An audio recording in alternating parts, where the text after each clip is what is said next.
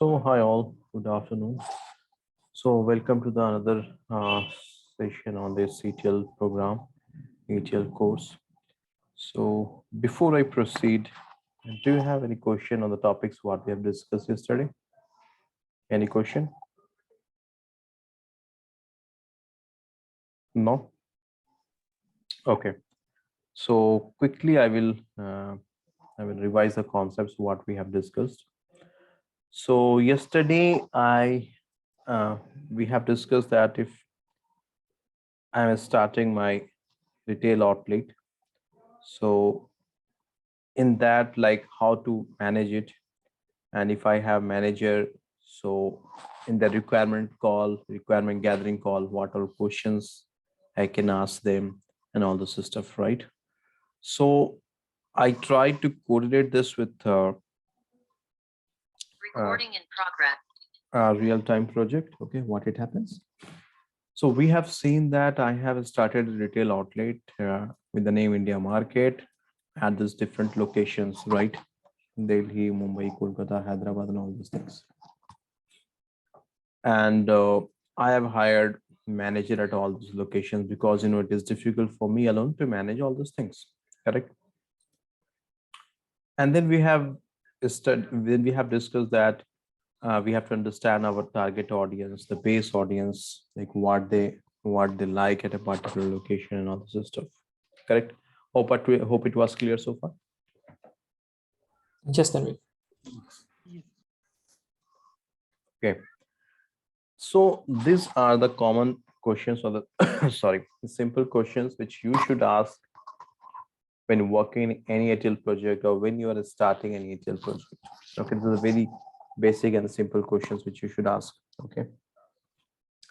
Then we have seen that we have to discuss with them that time at which they will be sharing their file. All right. So different locations they will share file at different time, and we cannot compel them that okay we want you to send file at this time because they have different office location and all those things. Correct. Similarly, we have discussed that we have to check with them that at what time they are available, means sorry, in which format they will share the file. So far we have discussed all these things. So any question so far? Anyone?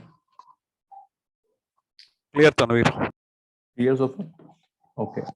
Then yesterday I was teaching you about full load, truncate load, and all those things. So I will start from there. Let me open that Excel sheet. Actually, I've connected through my desktop today. So I will again create that sheet. And I will show you all those things like how to load this in a SQL Server and all this stuff.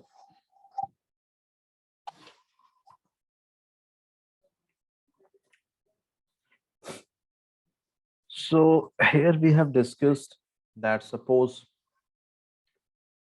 11th of October 2022, and we have Kashif, who is the manager at Delhi restaurant.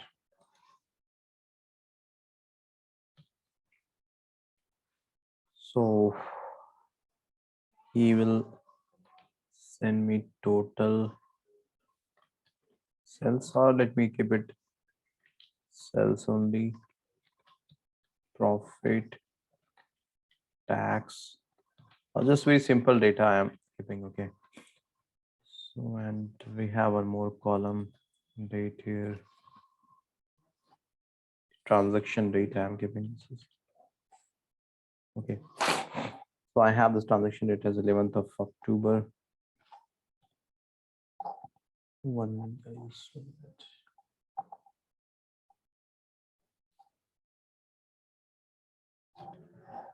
so 11th of October 2022, suppose the sales was 400, profit was 50 rupees, taxes suppose we have paid 5 rupees, and loss was 100 rupees. Just a very dummy data I have used here. Okay, so this is the file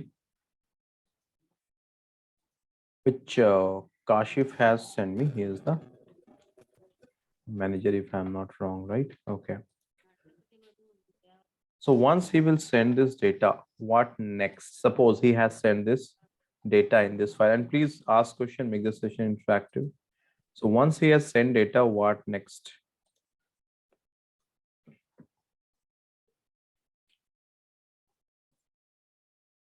Any idea what should I do next? We can load the data to the table. Okay, any other thought? We have to compare, I think. Compare what? Like previous, yesterday's data. Okay. Any other thought?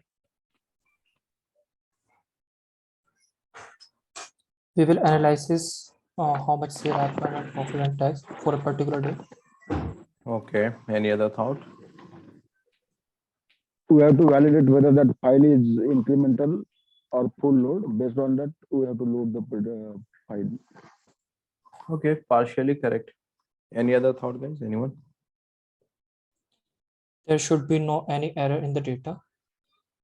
Validations. No error in the data. Almost correct. Any other thought? Cleansing, like cleansing of data. Before that, almost you are near. But before that, what you will do? Put all the data together, like from different sources. No. Before that, you Is receive the data file. is there in that file or not? Data is there in the file or not? We have to Okay. extract the data. So Sorry? you have to extract the data, I think. Extract the data directly. Okay. See, this is just I'm not telling that if you have worked in ETL project, then only you can answer. Think from your common sense, like what you will do. Someone sent you file and he told that okay, this file has data. Directly you will load it, or what you will do? We'll check for all the metrics. The format. Correct. Good. Listen to this point very very carefully now, because I am correlating this example with the real project example. Okay. Once you receive the file from Kashif, 11th of October 2022, we have hired Kashif. Kashif told to me that Tanvir, don't worry, I will take care of daily restaurant. I will send you all the transactional data, whether it is profit, loss, tax, cost, whatever it may be, on a daily basis. I told, okay, fine, Kashif. Kashif told that I'll be sending this data by 10:30 and I'll be sending .csv format. With this we have discussed. Please make a note of all these points when you are attending requirement gathering call. So these all questions you should ask. Or if you are working as a junior engineer or recently you have joined the team, so you will see that the leads, they will be asking this question, or maybe in interview you will get this kind of question, that at file level, extraction level, what all validations you are doing. Okay, so these are very important points you have to take care. Now listen. 11th of October, you have hired Kashif. Okay. Tell me one thing. Have you started your retail outlet on 11th of October 2022 or before that? Much before. Maybe much before, right?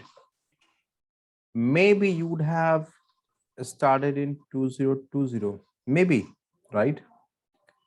Or maybe you would have started in 2015. But during those days, the business was not performing well, and you alone were managing all those things. But then after 2022, business started performing well and you have hired Kashif. And you told Kashif that from 11th of October, you have to share the data, right? Now, my question is, Please go on mute, guys. Please don't disturb the class. Humble request, everyone. Please go on mute. Thank you. Now, before 11th October 2022, does your business have some transactional data? Yes or no? Yes. Yes, Tanvir. Yes. Yes. Next question. Do you want to load? I agree that all those data will be in some file. You know that earlier, if you go to government office or some other office, they have a lot of files, right? They will store data in files and they will keep some in some wooden box or some other things, right? So before 11th October 2022, your business has some transactional data. I agree that those data might be in some sheet of paper or in some files and all those things, right? But it would be there, right? You all agree? Yes. My question is that data, now you are standing on 11th of October 2022, is that data important to your business? Yes. Yes, Tanvir. How you can tell that those data are important to your business? Your answer is correct, but give me the justification how it is important. Because we might know the trend of the customers, which time of the year you'll have more footfalls, which time of the year you have more sales. So accordingly, you can prioritize your inventory. Correct, very good. Now I agree that you started automating your system on 11th of October, but before that, maybe if you have started your business since 2015, almost 7 years or 6 years, whatever you calculate the difference here, those 6 to 7 years of data you have, right? And you don't want to lose it, because from those data you can create some report, you can understand your previous customer base, and accordingly you can take some business decisions, right? So Yeah. now Kashif can ask you that, Tanveer, okay, fine. From 11th October, I will send you data. That is fine. 11th October data, I will send you. Then next day, 12th October data, I will send you. Then 13th October data, I will send you. That is fine, Tanveer. But you started your business in 2015.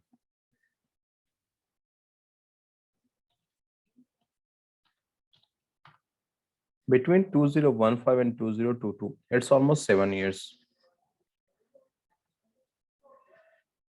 What about those 7 years data? You want to load it or not? Because from those data, you can draw some conclusion, you can understand your customer, that are many other things you can extract information from there.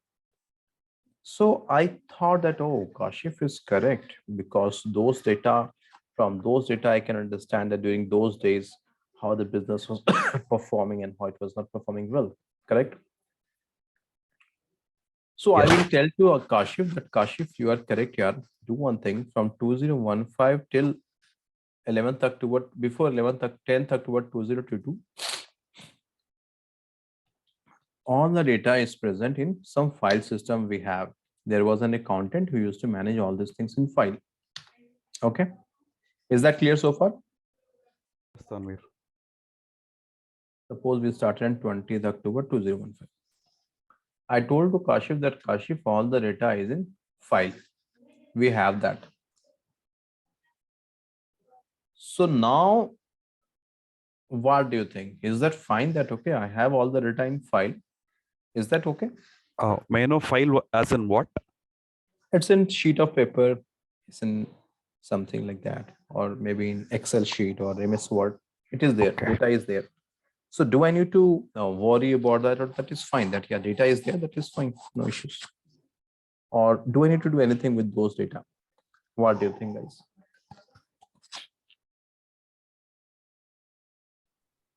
To Think and tell me. understand the business, we need to have that information. Oh, so we have that information in Excel sheet. Okay. So is that fine? Correct? Yes. Okay. From 20 October 2015 to 10th October 2022, I told I have data in MS Word or MS Excel or some sheet of paper. Tell me, I agree that all this data is present in this format. Now, from this data, if I want to create some report, is that possible? With No, MS first Excel, we have to yes. get that updated in the database. Sorry, Kushagra, can you No. repeat? First, we have to get that updated in the database. Correct. I agree. From Excel, if you have data, you can create report. But again, there is some limitation. Some of the data is in MS Word. Some of the data is in sheet of paper. Maybe some of the data is in Notepad, right? So if you are thinking from the Excel sheet only, you will create the report. Do you think that report will give you the correct information? No. Yeah, no. Because your data is scattered. It's at different places. Maybe in Excel, if it is giving you the total revenue was something 1 million, but do you think is this a correct number? Maybe if you will add up the revenue of Word document data, sheet of paper, Notepad, maybe it can go to 2 million or maybe 1.5 million, correct? So you cannot only create a report based on the MX Excel. So what you have to do next? You have to extract data from all these sources and dump it or store it or save in some database, correct? You all agree? Yes. Is this clear so far? Yes, Tanvir. Yes, So, Tanvir. Yes, Tanvir. Yes. so I will tell this to Kashif that Kashif, I have the data from 2015 to 2022, but actually at that time we don't know about ETL, we don't know what is a database and all those things. I'm not a technical person. Okay. So Kashif told, okay, Tanvir, don't worry, you have the data, no? I told, yes, you have the data. One technical person was there, data entry operator was there. He used to enter the data in all these formats. You will see if you go to some small restaurant, no, nowadays you will see they're maintaining Excel sheet and they're inserting data into that, right? So those were the gone days where everything happens in a bill or paper, right? Now they are making the entries. So I have all these things. So Kashif told, don't worry, Tanvir, I will extract data from all these sources and I will load in a database, maybe Oracle, SQL Server, MySQL, Postgres. I'm not going into that detail. He told I will load all these things in that. Then I asked Kashif, why? What is the benefit here? He told that all the data will be at a particular database in 1 or 2 table or 10 tables, and from that we will show you some report that earlier how your business was performing, which department you were making more profit, which department was not making more profit, and accordingly you can change your inventory or you can modify it. Correct? You got it, no? Like suppose earlier I was selling this, I have told no woolen cloths in Chennai, right? But suppose if I'm not doing the analysis that what profit I'm getting from woolen cloths, so what will happen? After 4 or 5 years, I will see that a lot of woolen cloths will be present in my inventory, but I'm not getting any profit out of it. But if I'm doing the analysis, I will understand that, oh, woolen cloths is not making profit. Let's stop it. Instead of this, I can add some other item. Is that clear? Yes. Okay. So Kashif convinced me. I told, yes, you are correct, Kashif. So now what will happen? Sorry, I had a very bad throat today. So now what will happen? Kashif will extract data from all these things and he will load it in a particular table. So this kind of load is known as historical load. Is this clear? Yes, Tanvir. So if an Yes, Tanvir. so if in interview, if someone is asking you question, what are the different types of load? So first of all, you have to tell that generally we have historical load and current load. Inside this current load, we will discuss about full load. And then we will discuss about incremental load. I'm 100%, not 100%, 95%, I'm sure. If you're going for any interview for any job profile related to data, you will get question from the load part. So that is why I'm trying to give you real-time example, that if they will ask you to prove that in your project where you have implemented, you should tell it. Okay.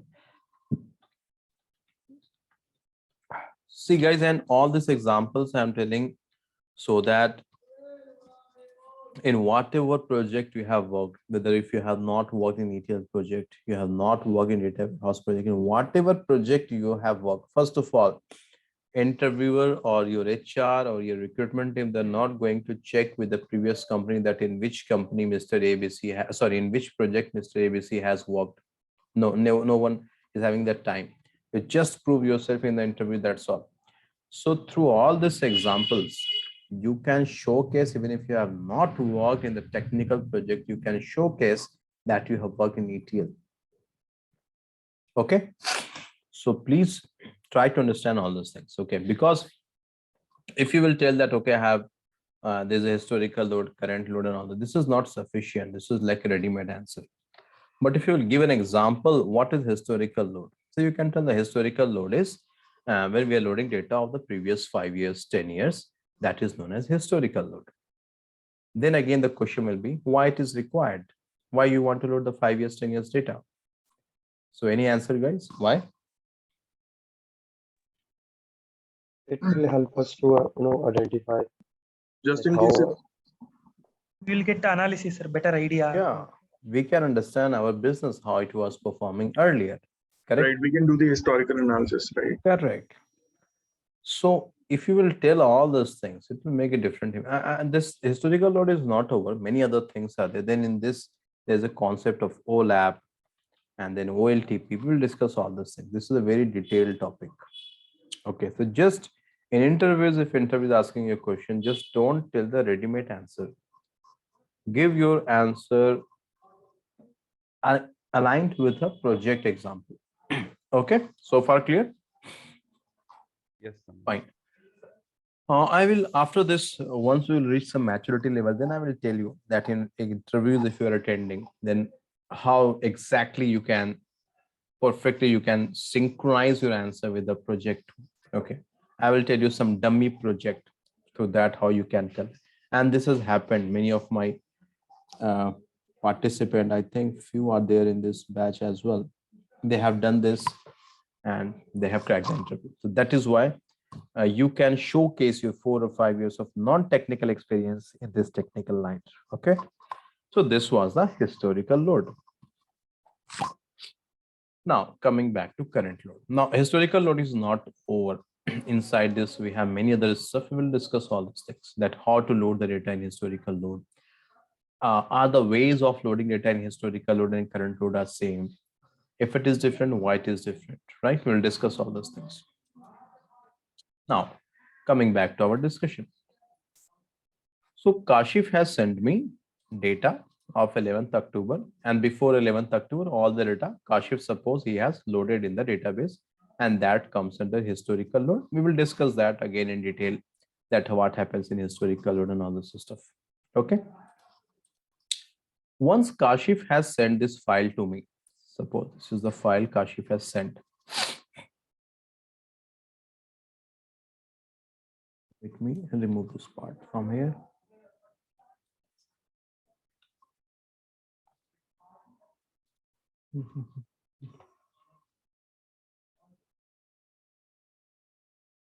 File is saved.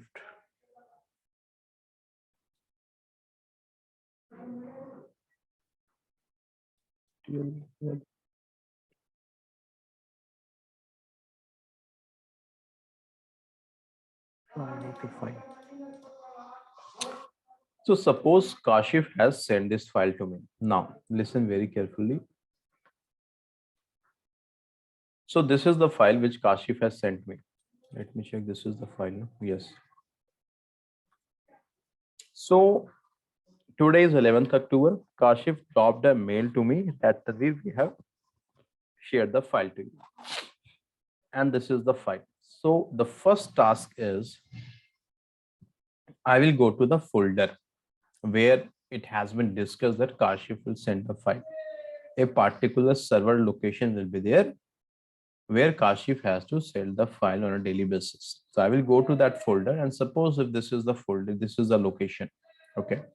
I will check that, okay, this file Kashif has sent. Now, from this file, is it clear that this file is of which location? Delhi, Kolkata, Mumbai, Chennai? No, it is No. not clear.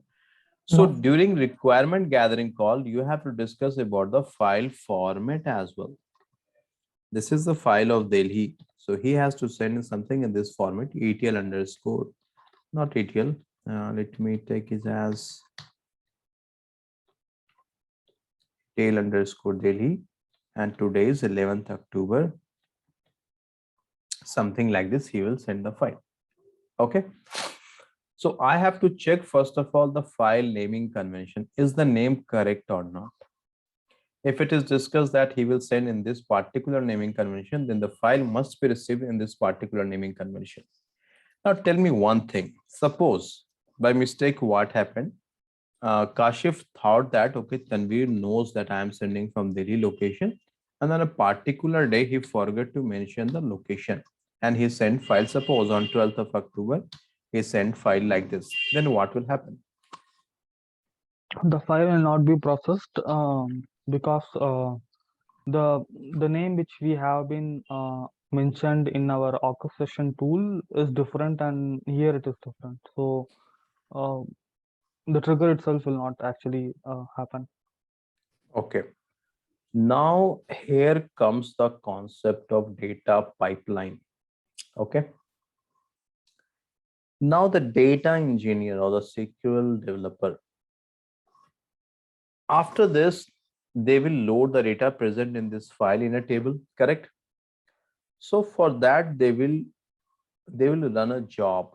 Now the question is, what is a job? Anyone, any idea what is a job? A Automated job script. which actually a job which does a specific set of tasks on a regular period of time, or on a specific event base. Uh, when a specific event occurs, then certain set of job gets triggered and gets completed according to the pipeline. Okay, any other answer? This is a little bit big explanation. I want short answer.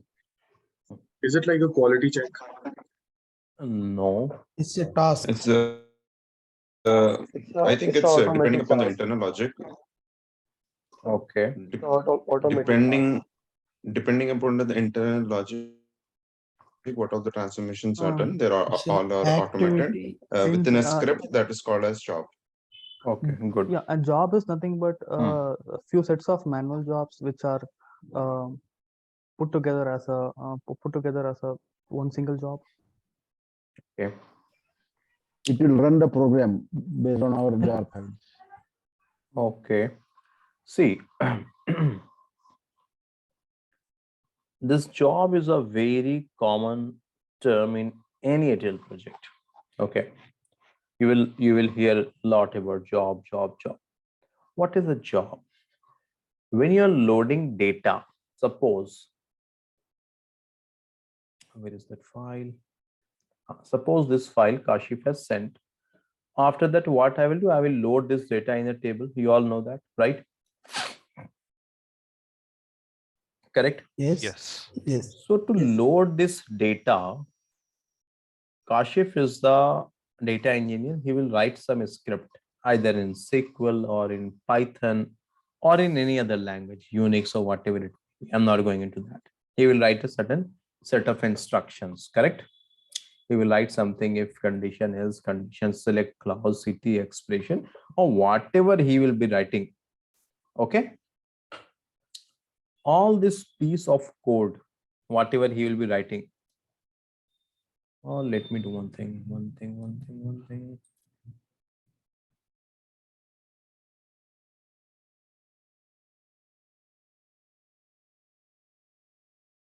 Suppose I'm randomly taking some. This is a piece of code.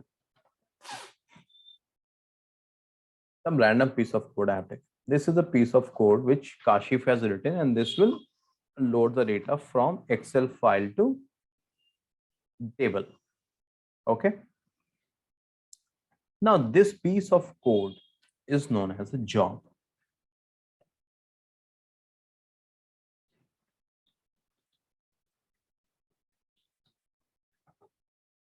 Is that clear? This piece of code is known as a job. So what is the job? Job is nothing but a set of instructions or program that what exactly you want to do. Now when suppose, who was our data engineer here? Who was the data engineer? I think Anita was data engineer. One second, Anita was a data engineer, no? Okay, maybe I think. So suppose Anita is the data engineer. Where I've written, I missed it. Okay. And we don't technical lead. Okay. Suppose Anita is the data engineer. Now, if Anita has to load the data from this Excel sheet to table, what she will do? She has to run this job, this one. Okay, she has to run this so that this query will be executed and data will be loaded. So this is known as a job. So what is the job? A job is nothing but a set of instruction what you want to do. So you have to run this all together. Is that clear? What is the job? Now, how to run it, all those steps we will discuss down the line. There are scheduler, what is the scheduler, and all those things. So job is what? Job is nothing but a set of instructions written in any language, SQL, Python, or Unix, to load data or to do some transformation. Is that clear, guys? Any question? Clear, Tanvi. Yes, sir. One question. At many a times I've heard ki the job has not ran, so means the script doesn't run, or does that imply? Correct. We will discuss about this, that job has not run. What is the meaning? Job failed. What is the meaning? Job passed, but data not loaded. What is the meaning? We'll discuss about that. So job Okay. didn't run. There might be many reasons for that. We'll discuss all those things. Okay, fine. So if I'm telling to run a job, means job has certain set of instruction when you will run it. And again, the question is how to run it. We will discuss all those things. Okay. So when you will run a job has certain set of instructions written in some programming language, SQL, Unix, or Python, or any. Generally, these three languages we use, and that will load data, that will do the transformation, that will delete the duplicate. That is why you will be thinking that why in interviews they ask this question to delete duplicates and to update the table, to alter and all those things. It is because all these queries you have to write in a job. And those jobs create data pipeline, but we will discuss all those things down the line. Okay. So where is that? So okay, so this is the file we have received. Now what will happen? It has been agreed with the Kashif, who is the manager of Delhi restaurant, that please send me data in this format. So while coding, Anita, what she will do, she will mention in his job, this is the code. Okay, somewhere she will mention that the file naming convention will be something like this, and he will keep this data something xxx, something like this. Okay. So she will tell to either SQL engine or Python that there will be a file with this name. Please pick this file and extract the data and load it. I'm getting some background noise. Okay. Pick the data from this file and load it. Now, on a particular day, Kashif has sent this file. So do you think if Anita will run this job, so this job will be able to pick this file? No, No. Why? it will be an Because error. in the So job, Anita has mentioned to engine that pick the file which is having this naming format. So when Anita will run this job, and if the job and if the file is not having this naming convention, if the file is having this naming convention, then what will happen? The job will not pick the data and data will not be loaded. So that is why many a times you will hear that, oh, the job is run completely. Okay, but data is not loaded. What happened and all those things. Okay, clear? So far clear? So when Clear. Kashif has sent me the file, Before that, now it is the responsibility of tester. It's this one. 1 minute. Tanvir, is this called as a semantic error? Which error? Kashif not naming it properly. No. That is not a semantic error. Semantic error is different thing. I will come to that. Okay. 1 minute.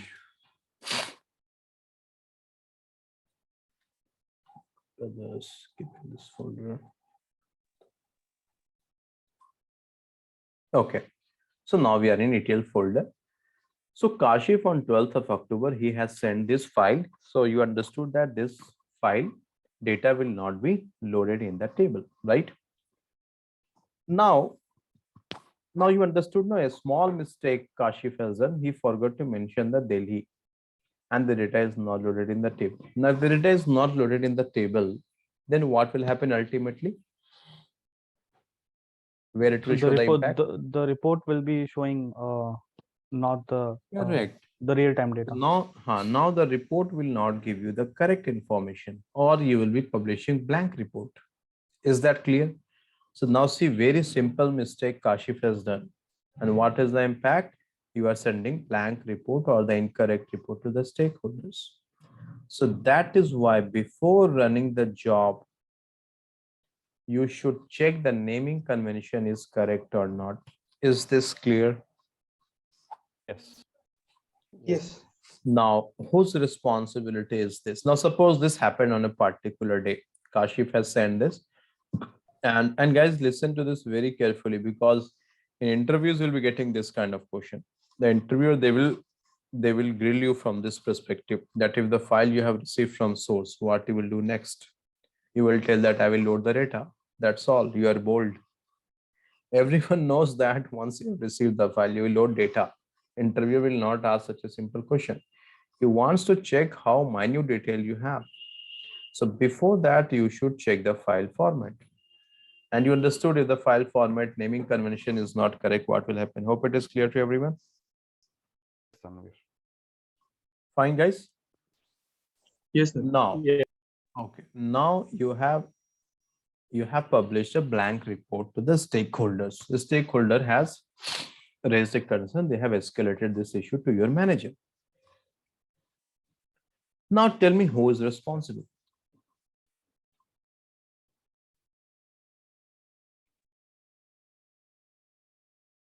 Kashif? It is Kashif. it is the source team. Source team is Kashif, right? Okay. Yes. Any other thought? Kashif is responsible, but somehow, like if we are working as ETL engineer or junior engineer, so it is our responsibility to check the data is correct or not, and then we should upload it. Okay. So Before here, running the job, you have to verify. is there 1 minute? Anita was the data engineer or the SQL developer, and who was the tester? Suppose Abdul Rahman was the tester.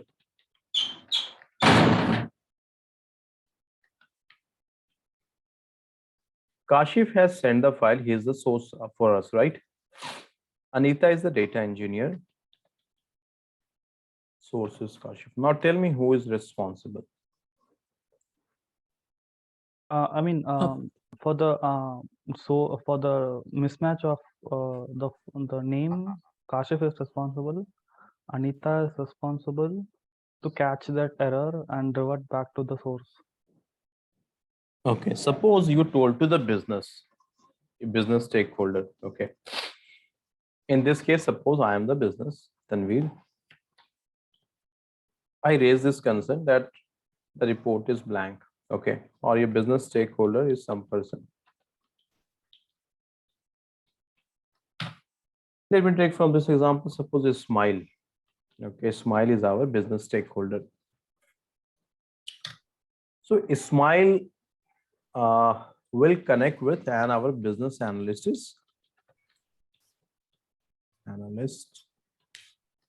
is Akshay. Okay. Akshay is a business analyst or data analyst, both the job profile. So Akshay discussed this issue within the team, and then finally Akshay told to Ismail that Ismail actually, this is the issue of the source team. He has not sent the correct file format, and that is why all these things happened. Our job has not picked the file, and that is why data was not loaded. You know what business stakeholder will tell you? Business What stakeholders tester will, is doing? no.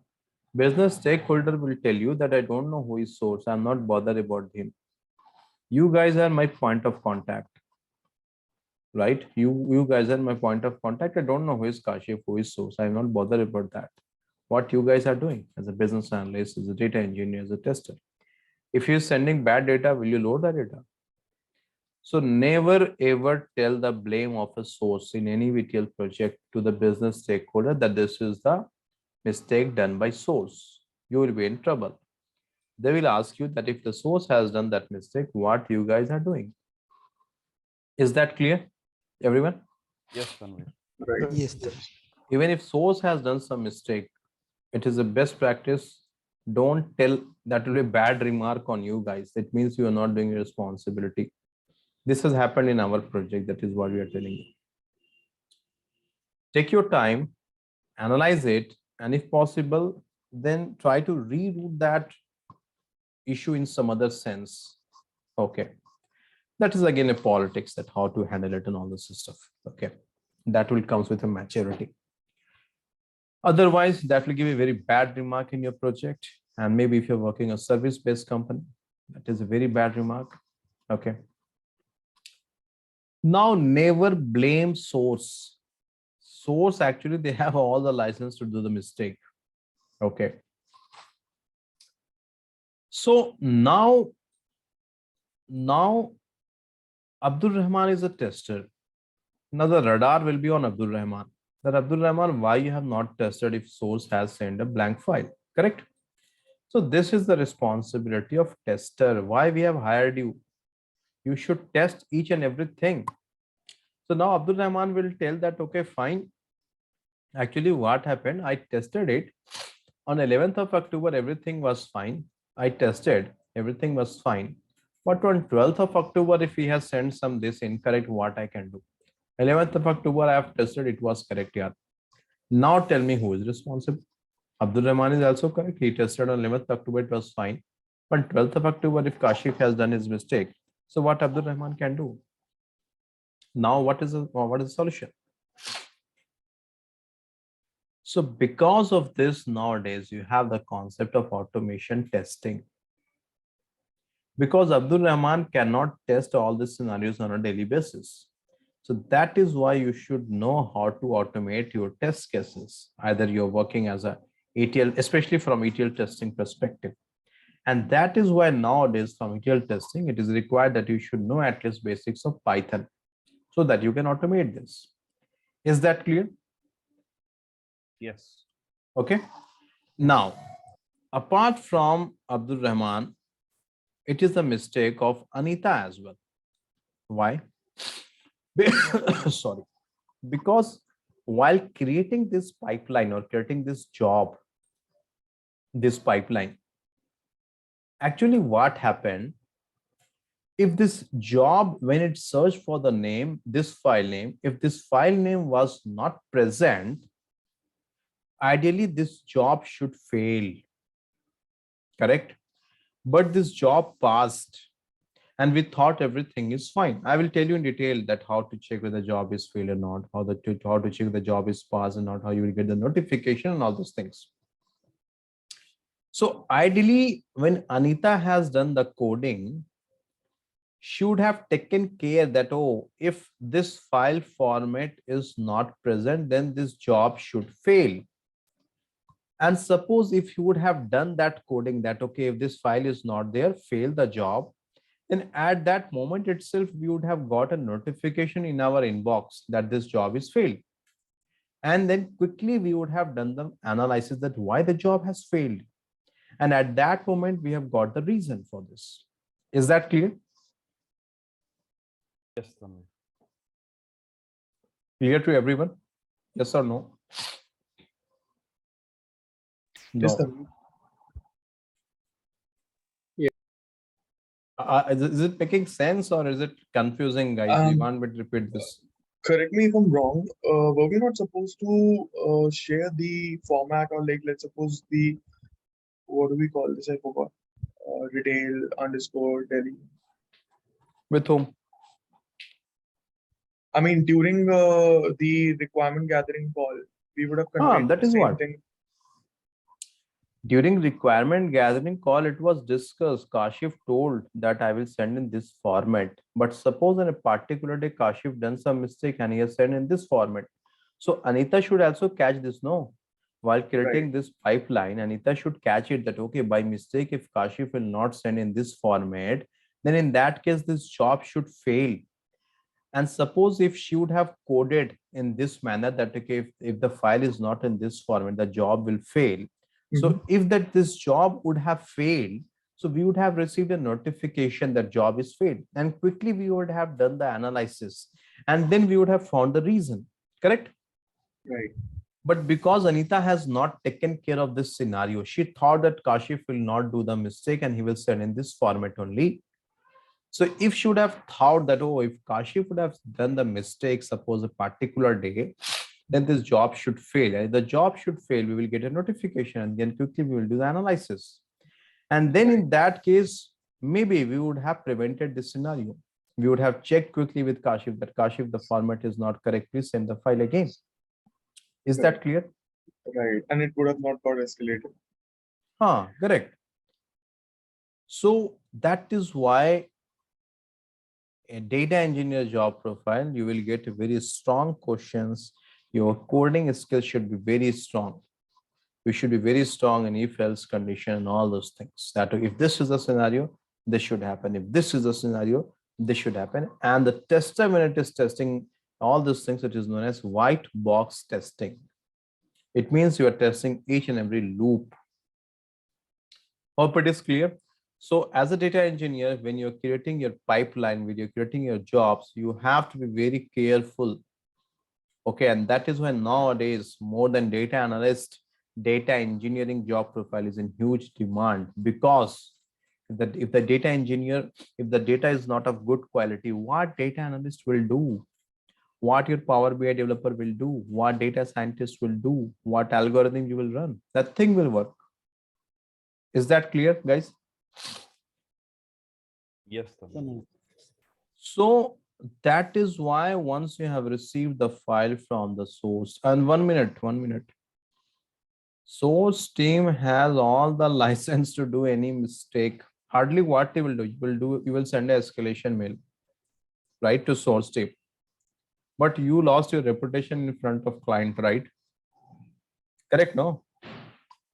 If you are sending a blank report, that is a very bad remark. So you got a very bad reputation from the client. And many times that is what happened. You will lose a project and the client will send that project to some other team or some other company. I'm not sure how many of you know the big the companies like Citibank, Bank of America, their projects are not handled by a single company. I know that once I was working for Infosys at that time, Infosys was doing the testing of Citibank, TCS was the development team, Wipro was again the development team of wholesale, IBM was running the job. Maybe many of you know all this scenario, right? It happens. So they have different companies who are handling a single project is handled by multiple companies, and there's a stiff competition.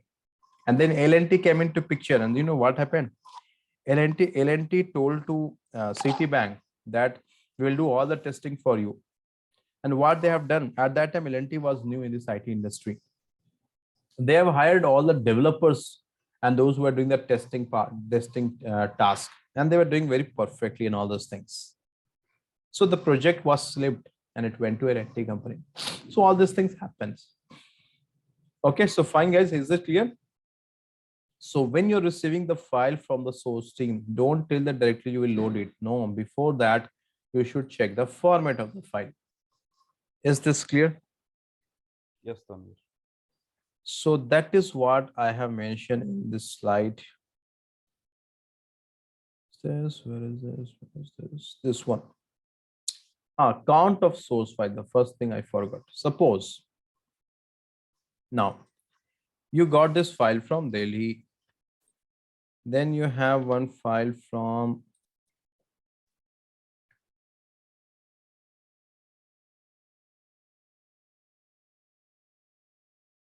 Mumbai. Okay. Then you have one file from Chennai, I think I have taken, right? Chennai, Hyderabad, and Kolkata. Chennai. And then I have one from Hyderabad. Now, this scenario is very interesting. I want you guys to think and tell me Hyderabad and one from Kolkata. And still we are on 11th October, suppose.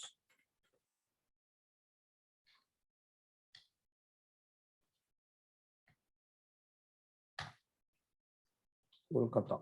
Okay. So I have outdated this 5 location, correct? Suppose 11th October, what happened? Mumbai, from Mumbai, suppose this is, let me get one more folder.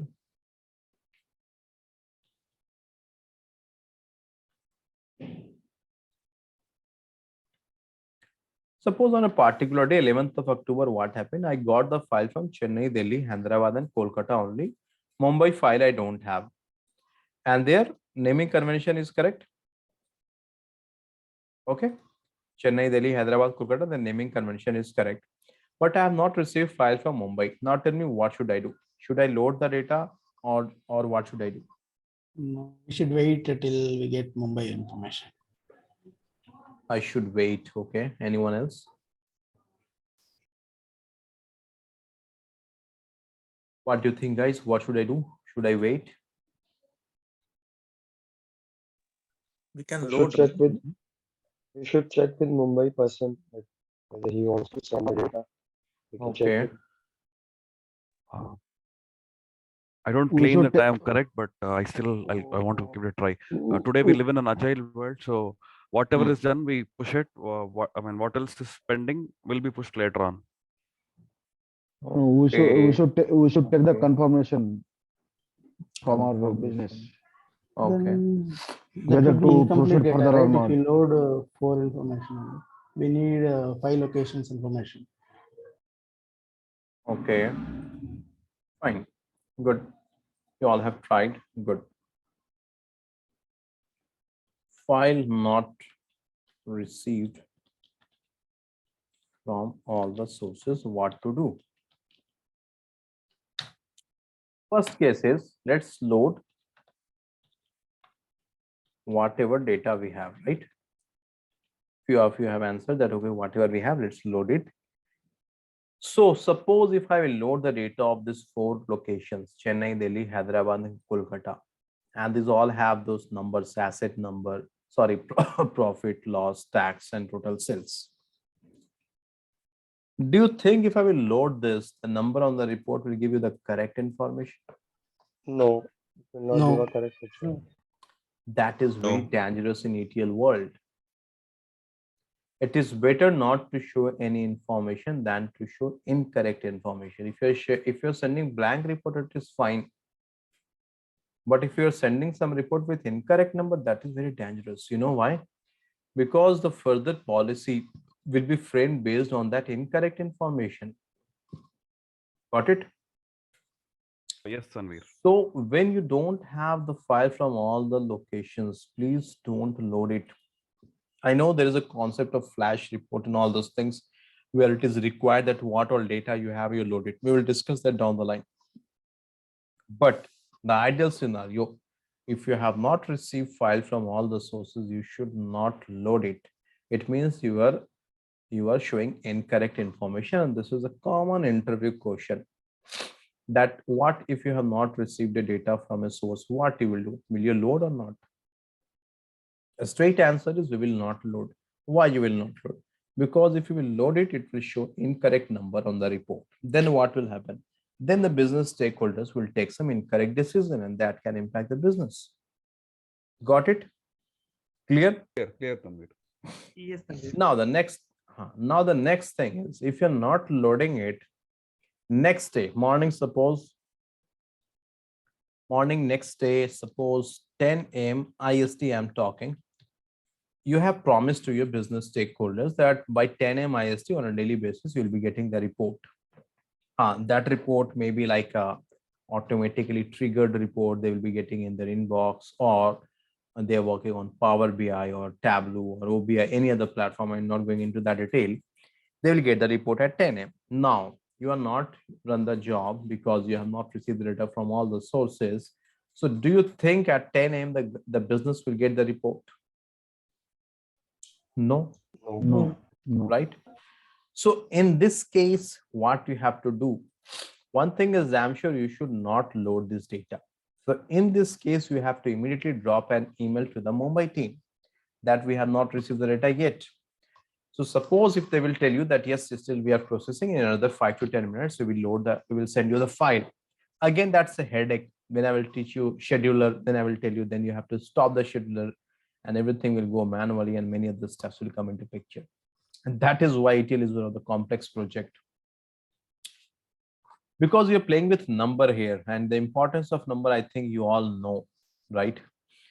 So in that case, you will drop an email to the Mumbai team. And this is going to be a very complex scenario. If you're not receiving file from a source, so you are thinking that is fine. Once I will receive, I will load the data. No, it is very complicated then, because a lot of jobs are there, a lot of dependencies are there. You have to hold all the things. Many other jobs are dependent on that. Many other systems are waiting for this data. So you have to keep everything on hold. We will discuss all those things. Just suppose Mumbai source told that we will send you the data. So you will wait and then you will load it. And suppose that they told that no, we have some issues, we cannot send it now. It will take some time. Then immediately you have to drop an email to the business and you have to narrate all the story. If they will tell you that, okay, whatever data you have, you show it to me, then you can show that you can load this data. If they will tell that, okay, fine, wait. Once you get the file from the Mumbai location, then load it, then you have to act accordingly. Hope it is clear. So that is why once you have received the file, first of all, you have to check the count of source files. And this is the responsibility of an ETL tester. You should check that all the source file has sent the data or not. Even if one source has not sent the data, hope you understood the consequence of it. Second, the file format, that is the naming format you should check. Okay, of these 2 points are clear, everyone? And these 2 points are common in any ETL project.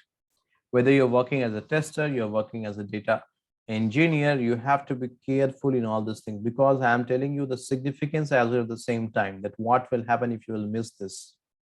And that is why data pipeline is something like very a fancy word this is. Everyone is talking about data pipelines, because apart from your coding skill, you should know these scenarios. Because suppose Anita knows the coding perfectly. She has coded this one. But suppose she has not thought of that scenario, that what will happen if in a particular day Kashif will not set the correct file format, what will happen? So that is why apart from coding, you should be strong in the ETL architecture. You should know if and else condition. If this is that, what will happen? If that is scenario, what will happen? Okay. Now the next is rows count. What is the meaning of rows count? Let's try to understand it. So now let me bring this Mumbai file here.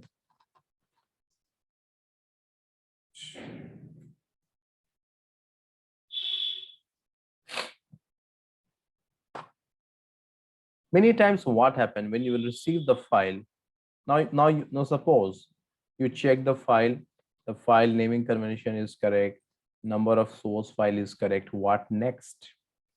Next is you have to open the file and you have to check the columns. Okay, suppose it is discussed that Kashif will be sending you transaction date, sales, profit, tax, and loss. Suppose on a particular day he forget to send you this data, loss. Then tell me what will happen. It's still incomplete. Again, there will be discrepancy in the reports. Job will be paid. Yes. Just give me 1 minute, guys. I'll be back.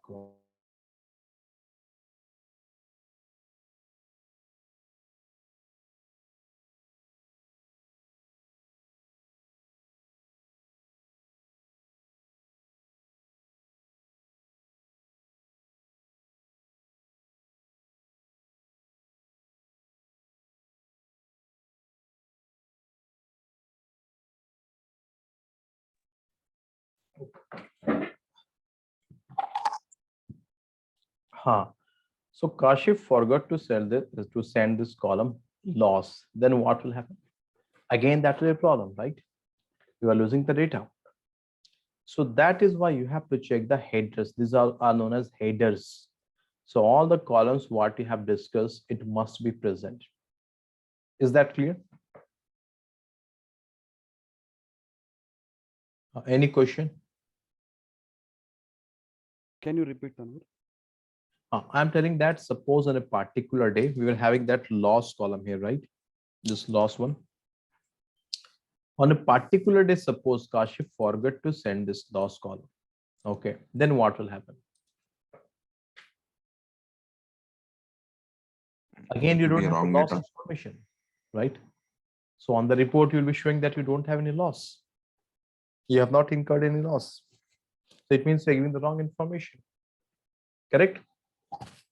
Yes, Tanvir. So that is why apart from the count of source file, their naming convention, you should check this headers as well. That as per the discussion whether Kashif has sent all the information or not. Okay, so this also has to be checked. Now, and then what about sequence? Do you think sequence is important? Yes. Yes. Yes. Yes, Sequence is important. very important. I think you all remember, like when we are creating the table in SQL, I have shown you the sequence is very important for inserting the data as well, right? So similarly, if it is discussed that the Kashif will send data in this sequence, then Kashif has to send data in this sequence only. Why? Because when Anita has coded here the data pipeline in this state, so in this coding, she have assumed that this first column will give you the transaction date and she will store that in transaction date column. This is the cells. She will store that in cells column. But suppose on a particular day, what happened? Kashif has shuffled this, swapped this value. Now you guys tell me what is the problem? We are loading misinformation in different. Wrong information will be placed. Wrong information you're loading, right? How it is possible on a particular day you made a profit as 400 and sales is 50 only? So that is why the headers, the sequence is very important. These all things you have to test. And that is why you should be strong in automation as a tester. You should test all these things. And this is the responsibility of data engineers as well, that the columns should be properly aligned. Hope it is clear so far. Any question? Tanvir. So these are the basic checks. If in the interview is asking, if you're telling all those things, it will prove that, okay, you have worked on the project. I'm telling you very minute details. And it will give a sense to the interviewer that, oh, yes, this guy has worked.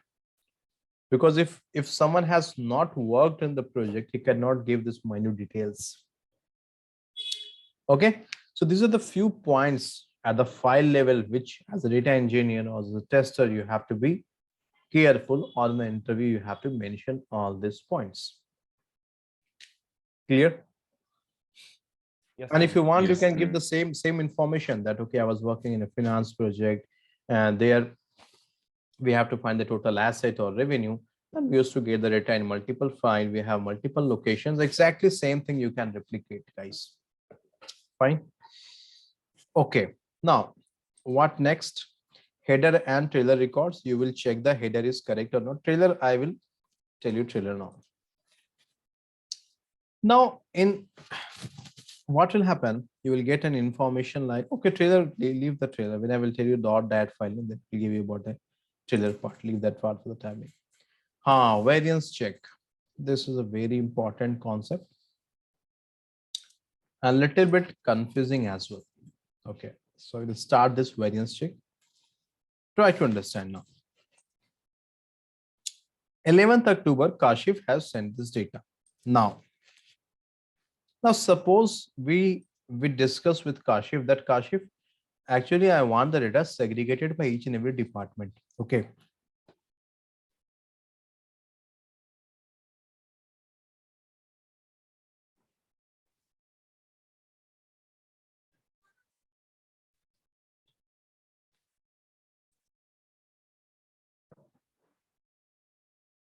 Excuse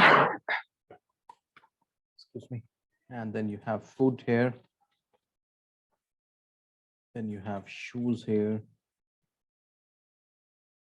Okay, suppose we have this 4 departments. So I told Kashif that Kashif, I want data segregated by each and every department. Okay. So now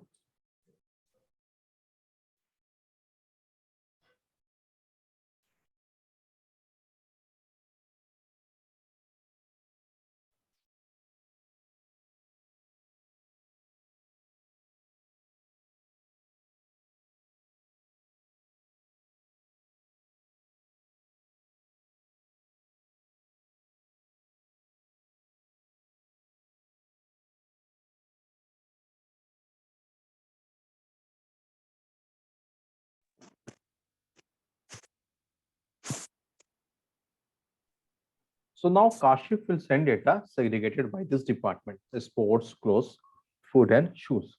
Okay. Suppose here it was 300, here it is 200, it is 250. मतलब मुझे नहीं Some random numbers I'm taking. I have to keep note all. Okay, and this is 30, 4, 3, 2. Okay. So now Kashif is sending me data segregated by department. Clear? Now, what happened? On a particular day, Kashif forgot to send the loss one. Okay. Now I told to Kashif that Kashif, for the shoes department, you have not shared the losses, what we have incurred. Okay. Then Kashif told that, okay, it actually takes time to calculate this. We will send you after some time. We told, okay, fine. We waited and then he has sent this. Next day, what happened? Again, he forgot some loss of clothes or something mistake he is doing on a daily basis. And this is a very common activity in a retail project. We escalated this concern to our project manager that from the source data, what we are getting is not a complete data, it's incomplete data. So far, is this clear, guys? It means the data what source team is sending, it's not complete, it is incomplete. We have raised this concern to our project manager that this is the problem. Now, project manager has raised this concern to the client that, okay, we are getting this problem from the source, what to do. Now, client has set a variance check. This is also known as threshold check. What is this? Suppose client has set this 10%.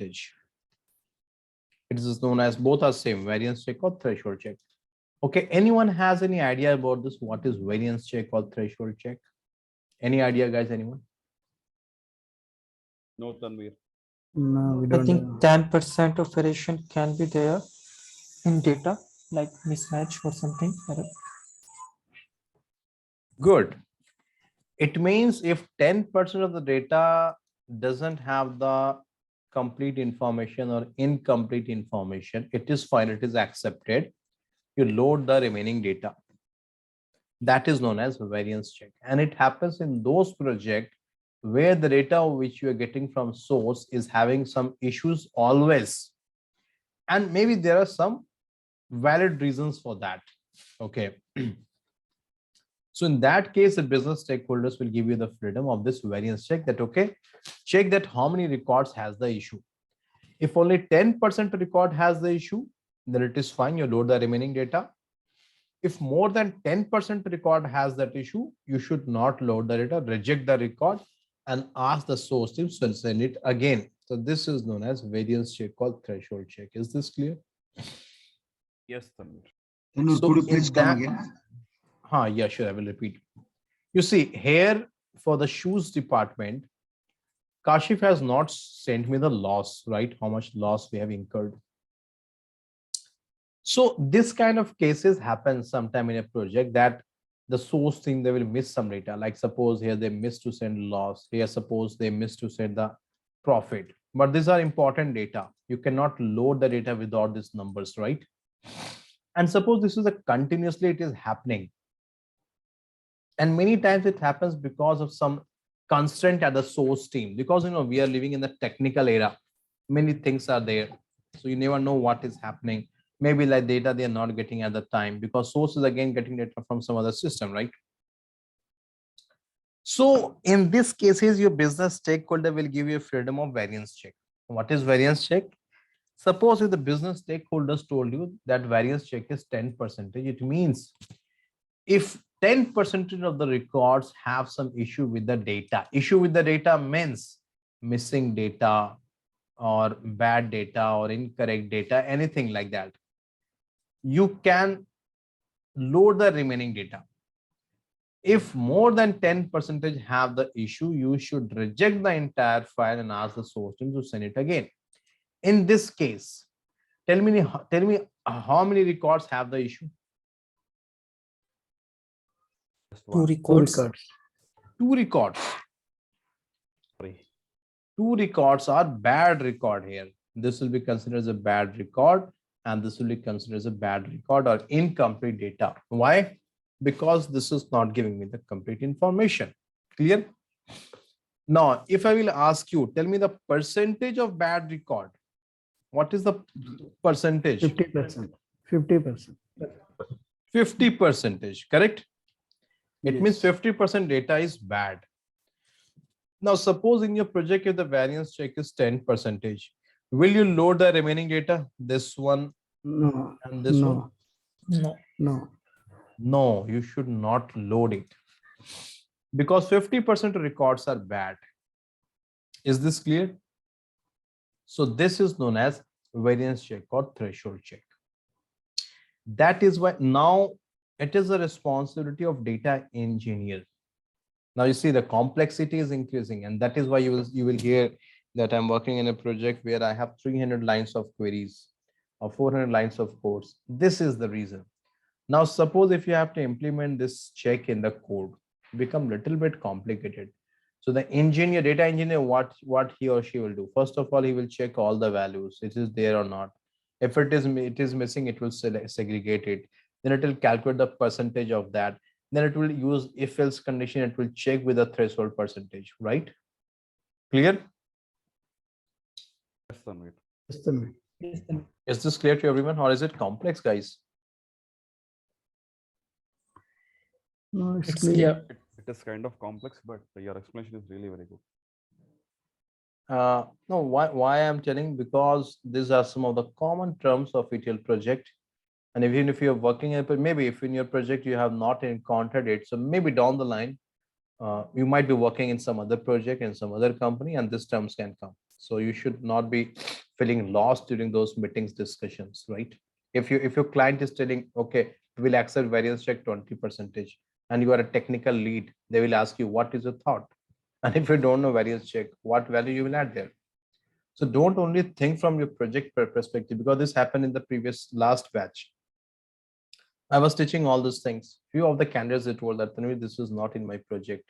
So I told I'm teaching generic ETL, not a specific to any project. You never know down the line in which project you might encounter these terms. I agree this is little bit complicated, but this is a very important thing. It happens in project if you're not getting a good data. You see, blindly you cannot reject it.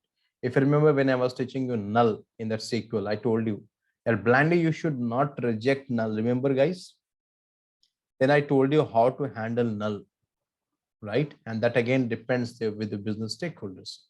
So that's why if the data you're getting, if it is missing, suppose here in your project, suppose I have very bad throat. Suppose the variance check is, suppose if it is 30%, okay? And suppose here the value is 40 rupees. Now tell me percentage of bad records. 25%. 25%. Now tell me, will you Yes. load the data or not? Yes, it will load. Yes, you will load. Now, in this case, you will think that, oh, okay, one record here, the loss is not there. So let's not load it. So this will create a problem or not? This will create a problem. Your client will ask you that why you have not loaded the data.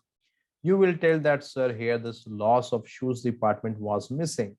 Then client will tell you, we have discussed about the variance check 30%. Why you have not taken care of this? Correct? Is that clear? Yes. Clear, Tanvir. Yeah. Okay, fine. So, uh, so Yeah. this is the instance of missing, like missing records, right? But I have seen instances where there are missing, like they are, like they will be missing records for one entire week or so. Is that also part of variance check then? One entire week you are telling. Yeah, for the entire week, yeah. So And that so in that case, is the variance check really high, or they don't have a variance check implemented? see, the variance check actually it is implemented in those projects where everyone knows that there is some issue with the data and there is some valid reason for that, and that is why business stakeholders will give you this freedom. But generally, this is, you will not see this in all the projects, because in ideal scenario, it is assumed or it is expected that you must be getting the data for all the columns. This is the ideal scenario. Okay. Yeah. But in your case, Yeah. again, the data sometime you're getting on a daily basis, sometime on a weekly basis, sometime on a monthly basis, sometime on ad hoc basis.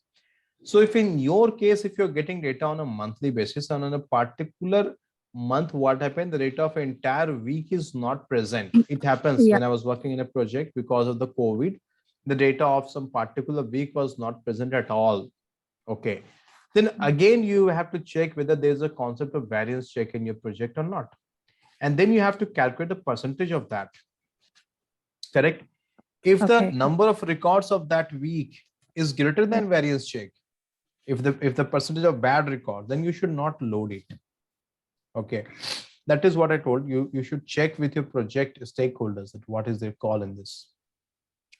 And sorry, one more question. When you say that don't load the data, right? But all these are automated jobs. So you mean you should have that that Good. condition inbuilt in Good, that good. script itself, or Correct. Very Okay. good. So this condition has to be inbuilt by the data engineers. You are correct, because once you will run the script, everything is done by the scheduler, right? You're not going Yeah. to run the job on a daily basis. The scheduler, maybe it is a control or any other schedule, it will run the job on a daily basis. You cannot stop it, or you're not going to calculate this on a daily basis. Correct? So all Yep. these things has to be taken care in this script Okay. or in your data pipeline or in your job, because you're not going to check this on a daily basis, right? Yeah. Correct? So that Absolutely. is Yep. why this intelligence, the data engineer, the SQL developer, they have to give in or implement in their job or the code. Oh, okay. Okay. Correct. Excellent. So we will discuss slowly. I will go in more detail, but right now I'm just showing at a very high level the theoretical part. Then slowly I will show you that technically how it is handled and all those things.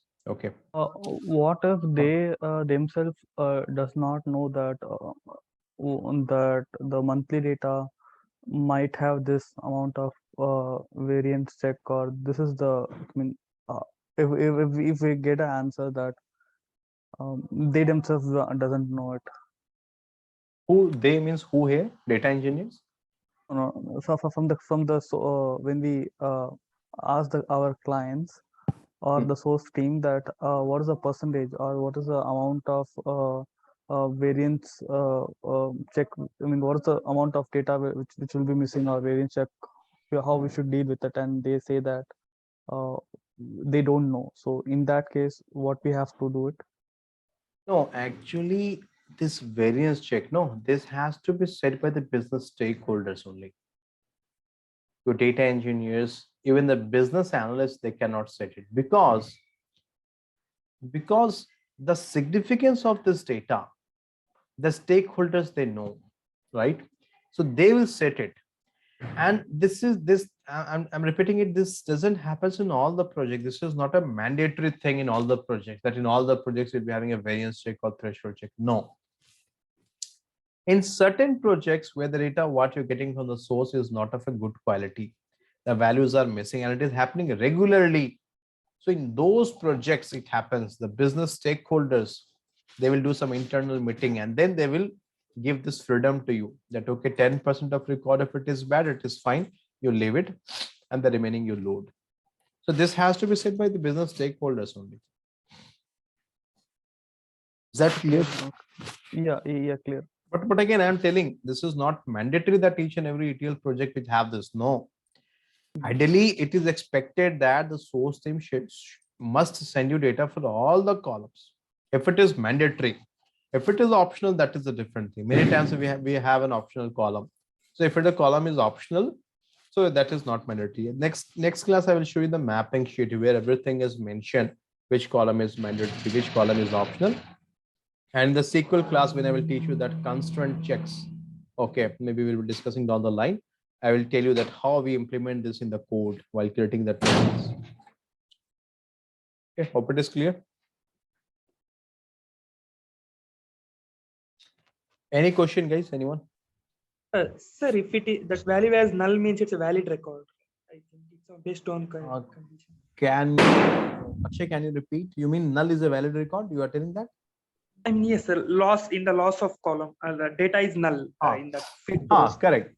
Suppose here, if he has mentioned that the source team has mentioned as null, and if it has been discussed earlier during requirement gathering call, that suppose if this loss column is a mandatory column, then in that case, if the source is sending null, then this is a big issue.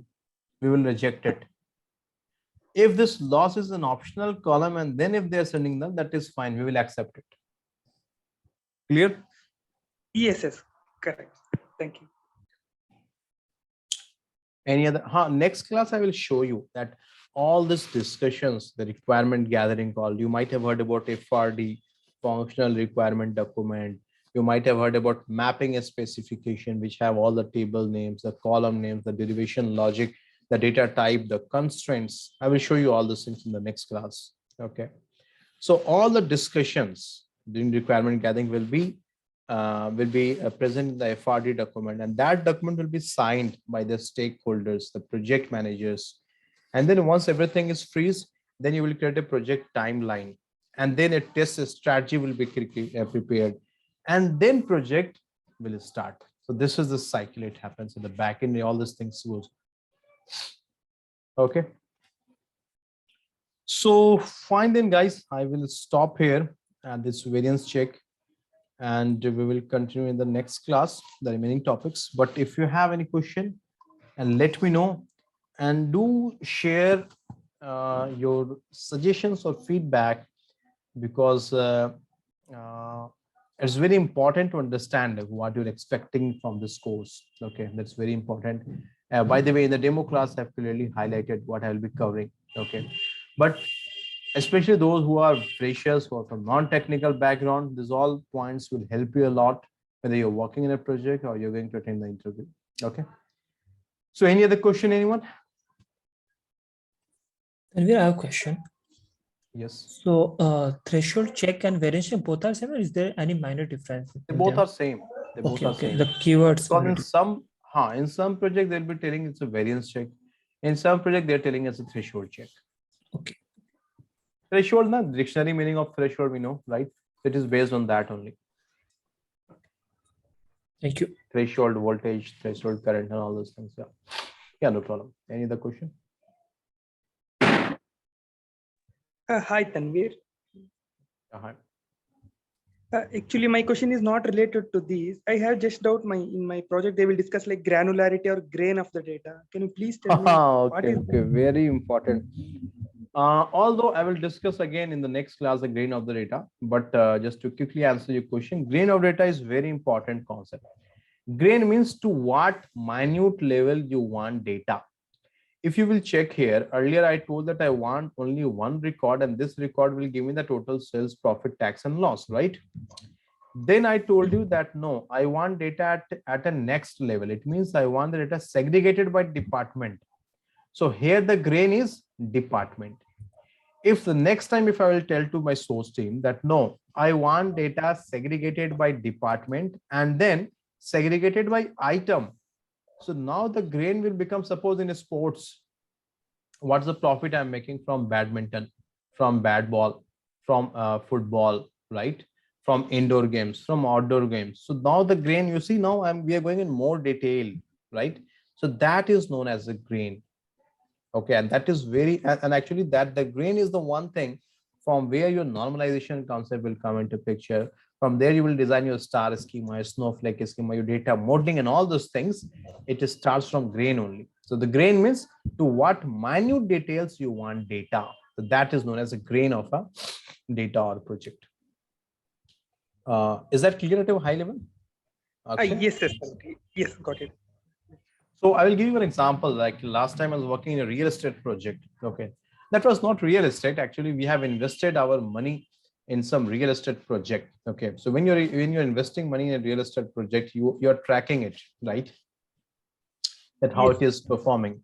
So what happened earlier? The source team, and there's a company Yardi. Okay, maybe a few of you know that they are maintaining all those things. We have invested in that. Okay. So they used to give us the data about the buildings where they have invested our money. Okay. Then we asked them that building information is not sufficient. You tell us that how many floors they have. In that floors, what are the carpet area? What area they have rented? What is not rented? Then in, I'm sorry guys, the children, they are burning crackers. So might be some background noises there. So then you have the concept of, maybe in UK, if you guys know, there's a concept of free rent period. They will give you some free rent period and all those things. So now we told that we want more grain. So now you see we are going at a more granular level, so that from that grain you can do more analysis. You can understand it at a more granular level. So that is known as a grain of data. Hope it is clear. Yes, Tanvir, yes. Thank you. Right. And similarly, you can correlate this from your marks. If I will ask you that in BTech, how much you have scored, suppose 65, then I can ask that, no, tell me the breakup by year wise. Then I can ask you, tell me the breakup semester wise, then subject wise, then project wise, lab wise. So you see, I'm going in more detail. That is known as grain of data. Okay, fine. Any other question, anyone?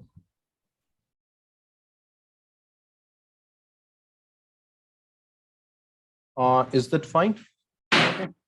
Yes, Tanvir. So fine then, guys. We will share the recording with you. Go to the recording and we'll connect next Saturday at the same time. Okay. Take care. Bye. Thank you. Thank you. Bye. Bye.